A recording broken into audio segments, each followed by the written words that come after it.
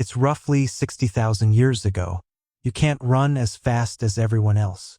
Your arm doesn't work right. Maybe you were born small or weak or slow to heal from things that should have killed you years ago. And the tribe is packing up.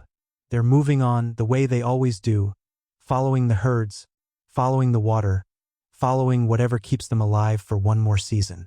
And you cannot keep up. This is the moment. This is the exact scenario that every documentary, every textbook, every casual conversation about survival of the fittest has trained you to expect. The tribe leaves. You don't. Nature doesn't negotiate. Nature doesn't care about your feelings. The weak get filtered out brutally and efficiently, and that's simply how the machine of evolution has always worked. Except here's the problem. We dug up the bones. We dug up thousands of them, from caves and burial sites scattered across 3 continents and spanning hundreds of thousands of years. And the bones tell a completely different story than the one we expected to find. The bones tell us that the weak didn't get left behind nearly as often as we assumed. The bones tell us that someone, again and again, across an almost unimaginable span of human history, made the deliberate, costly, illogical choice to carry the burden of another person's survival on their own back. So what actually happened if you were the weakest member of an ancient tribe? The answer involves a one-armed man who lived for decades after losing the arm, a child with a fatal seeming condition who somehow made it to age 10, an elderly man so crippled by arthritis he couldn't chew solid food, and a complete demolition of one of the most confidently repeated myths about prehistoric life. Let's get into it. For most of the 20th century, the dominant model of prehistoric survival was something researchers now call the brutal calculus model. The idea was simple and, on the surface, completely logical. Resources were scarce. Every single member of a hunting and gathering group represented a cost in food, in protection, in carrying capacity during migration. A group that carried weak or injured members would move slower, eat more relative to what it produced, and ultimately put everyone at greater risk. So the thinking went that prehistoric groups would have abandoned or neglected anyone who couldn't pull their own weight. It fit neatly into a narrow, almost cartoonish reading of natural selection, the kind where only the strongest survive and everyone else simply gets erased from the story. And it turned out to be substantially wrong. The first major crack in this theory came from a cave in northern Iraq called Shanidar, where in the 1950s archaeologists uncovered the remains of a Neanderthal who has since become one of the most studied individuals in the entire fossil record. He's known simply as Shanidar I. This man lived approximately 45,000 years ago, and his skeleton tells a story that should be impossible under the brutal calculus model. His right arm had been amputated above the elbow, likely decades before his death, judging by how completely the bone had healed and remodeled. He was significantly deaf, likely totally deaf in at least one ear, based on bony growths found in his ear canal. He had a withered leg that would have caused a pronounced limp. He had survived a traumatic blow to the skull earlier in life that left visible damage. And on top of all of that, he was, by Neanderthal standards, remarkably old. Estimates place him somewhere around 40 years old at the time of his death, which in a world without modern medicine, antibiotics, or safety equipment, represented an extraordinarily long life. Think about what that means in practical terms. A one-armed, partially deaf, limping man could not have hunted effectively. He could not have defended himself well against predators. He could not have traveled quickly during migrations. By every metric of pure physical utility, he should have been the first person left behind. Instead, he lived for years, possibly decades, after his injuries. Someone fed him. Someone protected him. Someone helped him move when the group relocated. Someone decided, repeatedly over a very long period of time, that keeping him alive was worth the cost. And Shanidar I is not alone. Not even close. In the same general region of France where some of the most famous Neanderthal remains have been found, archaeologists discovered an individual now known as the Old Man of La Chapelle aux Saints. He was, again by Neanderthal standards, elderly, likely somewhere in his 40s or 50s at death. His spine showed severe degenerative arthritis. His jaw had lost nearly all of its teeth long before he died, with the bone healed over where the teeth used to be, meaning he had lived for years afterward, unable to chew tough meat the way every other member of his group could. For this man to have survived as long as he did, someone had to be preparing his food differently. Someone had to be softening it, mashing it, finding ways to feed a toothless old man in a world with no blenders, no soft diets, no concept of nutritional accommodation beyond whatever a caring person figured out through trial and error. And then there's a discovery from Italy that might be the most quietly devastating example of all. A skeleton known as Romito II, found in a cave on the southern coast, belonged to a young man who lived approximately 10,000 years ago with a severe form of dwarfism. His condition would have made him significantly shorter and weaker than every other adult in his group, with limited mobility and almost certainly an inability to keep pace during long hunts or migrations.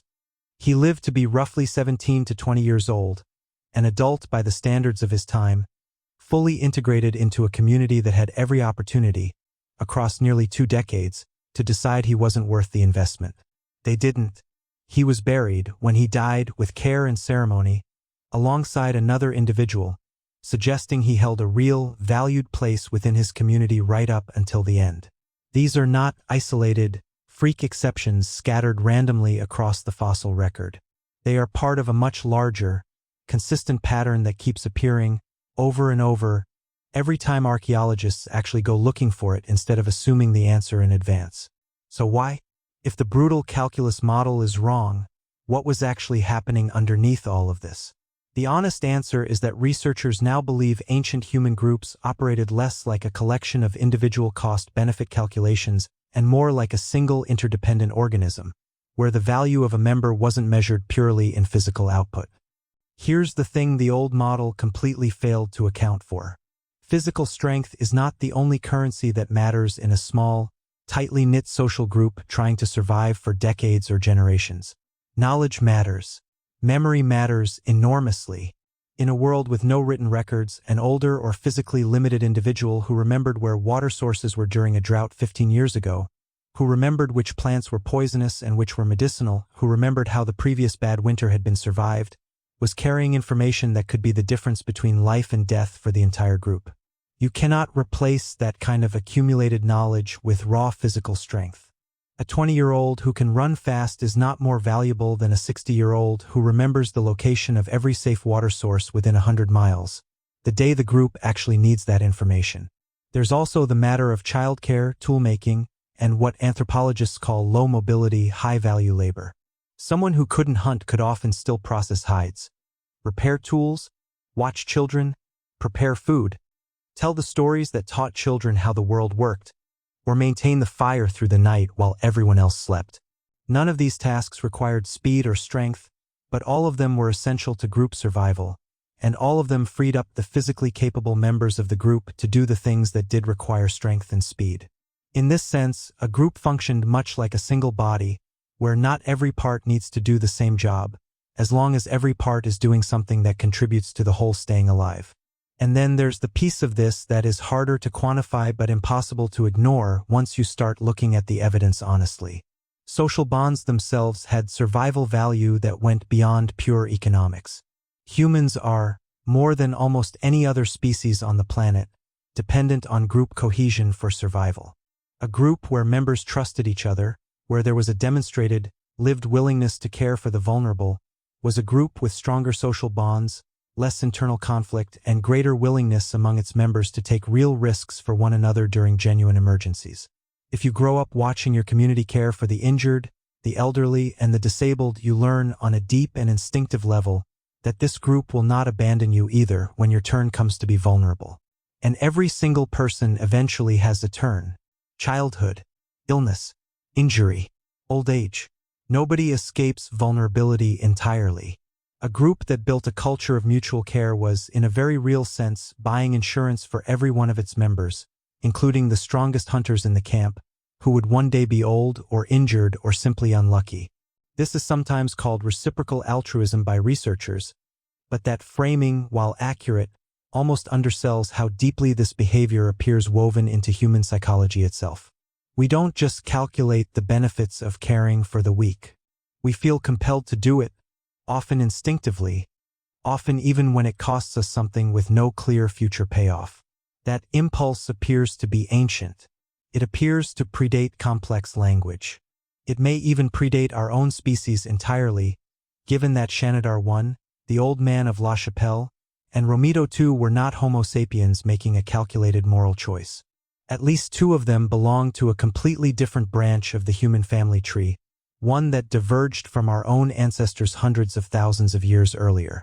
None of this means prehistoric life was gentle or that everyone was guaranteed survival regardless of ability.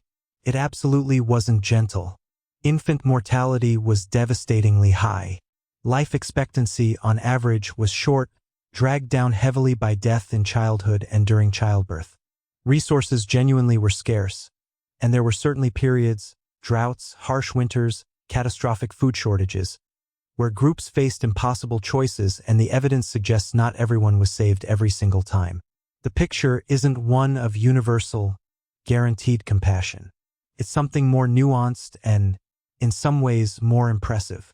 It's a picture of groups that, even while living right at the edge of survival, consistently chose, again and again, across tens of thousands of years and multiple human species, to absorb the cost of caring for their weakest members rather than abandon them as a default response. There's a strange kind of mirror here between then and now. Modern society has hospitals, wheelchairs, disability benefits, accessible buildings, entire institutions built around the idea that a person's worth isn't measured by how fast they can run or how much weight they can carry. We built all of that infrastructure deliberately with policy and funding and decades of advocacy. And yet study after study shows rising isolation, rising loneliness, elderly people living and dying alone in ways that would have been almost unthinkable in a 40-person hunting band sharing one fire. We have more capacity to care for the vulnerable than any society in human history, and in some very real, measurable ways, we are worse at actually doing it than a group of Neanderthals were 50,000 years before anyone had ever written down a single law about it. So if you were the weakest person in an ancient tribe, the answer to what would happen to you is not the grim, simple story most people assume. You would not have automatically been left behind the moment you stopped being useful in the most obvious physical sense. You would have been fed by people who had every immediate incentive not to share their limited food with you. You would have been carried, protected, kept warm, and included, not because the group calculated that you'd eventually pay them back in some measurable way, but because something deep in human social wiring, something that apparently predates our own species, made caring for you feel less like a burden and more like an obligation too fundamental to even question. You would have been weak, and you would, in all likelihood, still have belonged. That's not a small thing. In a world with no safety nets, no hospitals, no social programs, the only safety net that existed was the people standing around you. And the evidence buried in caves and skeletons across the world tells us, again and again, that for most of human history, that safety net actually held. So tell me, honestly, do you think a modern community would do the same for you, the way that ancient tribe apparently did for theirs? Let me know in the comments.